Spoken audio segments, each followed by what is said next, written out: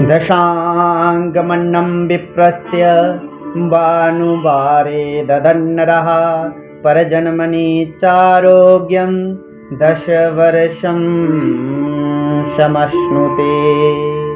सूर्य कहते हैं ऋषियों, जो प्राणी रविवार के दिन किसी ब्राह्मण को भोजन करवाता है वो अगले जन्म में 10 वर्ष तक निरोग रहता है।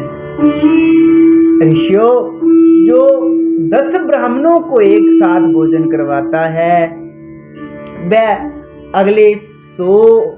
अगले जन्म में 100 वर्ष तक निरोग रहता है, ऐसा शिव महापुराण में लिखा है।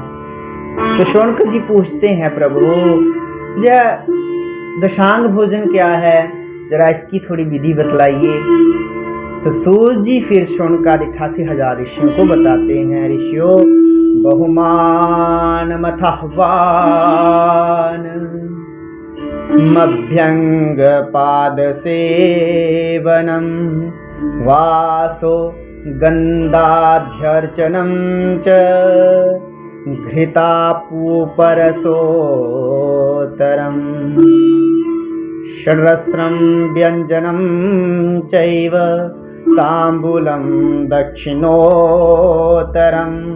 नमश्चानुगमश्चैव स्वर्णदानं दशांगकम्। ऋषियों, दशांग भोजन इस प्रकार करवाते हैं।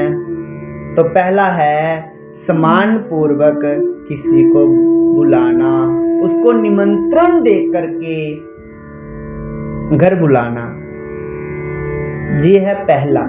तो दूसरा है बुला करके तिलक करना, ललाट पर चंदन आदि लगाना, पांव धोकर के पाद सेवन, वस्त्र देने, वासो गंध्याध्यर्चनम च गंध आदि से पूजन करना, घी के माल पुए आदि सुंदर भोजन, शहो रस व्यंजन, इधर जो लिखा है तो इसका मतलब नाना प्रकार का भोजन बना करके, स्वादिष्ट भोजन बना करके उनको पवाना।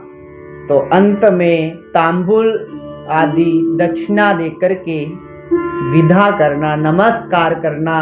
तो फिर अनुगमन मतलब जब जा रहे हो तो उनकी विदाई करना, उनको घर से निकल करके गेट के बाहर तक छोड़ के आना।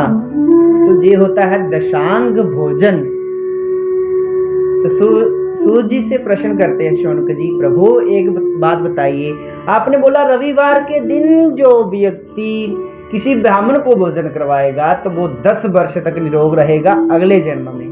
तो प्रभु क्या सप्ताह के बाकी दिनों में भोजन करवाने से लाभ नहीं होगा क्या? तो सूर्य जी कहते हैं, ऋषियों ऐसा नहीं है, थोड़ा समझिए। 7 बार है सप्ताह के, 7 एक जैसे हैं। जितना फल रविवार को है उतना ही सोमवार को, उतना ही मंगलवार को, उतना ही बुधवार, वीरवार, शुक्र, शनि, उतना ही फल है।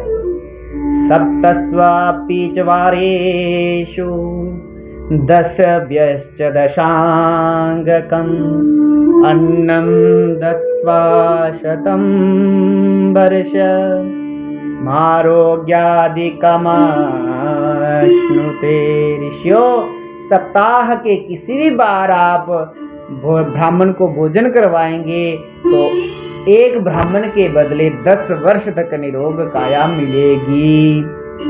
अगर आपने 10 ब्राह्मणों को भोजन करवा दिया तो 100 जन्म तक, अगले जन्म में 100 वर्ष तक निरोग रहोगे।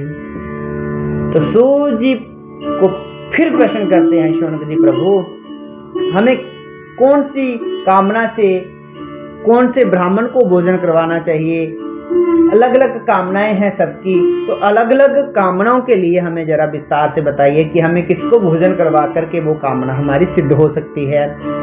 तो सूर्य जी कहते हैं, ऋषियों अगर आपको विद्या की कामना है तो विद्या की कामना के लिए बालानाम ब्रह्म बुद्धिया ही देयम विद्यार्थी भीर नरे ही। यदि विद्या की कामना हो तो ब्राह्मण बालकों को दशांग भोजन कराना चाहिए।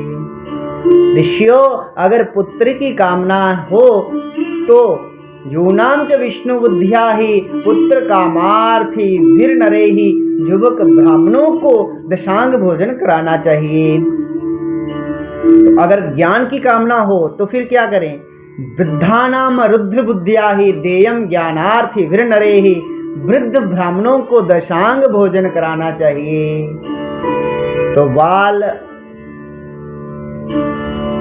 स्त्री भारती बुद्धिया बुद्धि कामेर नरोत्तमे ही, यदि बुद्धि की कामना हो तो 5 से 8 वर्ष की बालिकाओं को बुलाकर के दशांग भोजन करवाना चाहिए। तो यदि सुख भोग की कामना है, लक्ष्मी बुद्धिया युव स्त्रीषु भोग कामेर नरोत्तमे ही, तो 10 युवती स्त्रियों को ब्राह्मण की 10 पुत्रियों को, युवती मतलब 12 साल से ऊपर, भोजन करवाना चाहिए। यदि आत्म ज्ञान की इच्छा हो तो वृद्धासु पार्वती बुद्धिया धेयमात्मार्थी वीर भोजने ही, वृद्ध स्त्रियों को भोजन करवाने से आत्म ज्ञान की प्राप्ति होती है।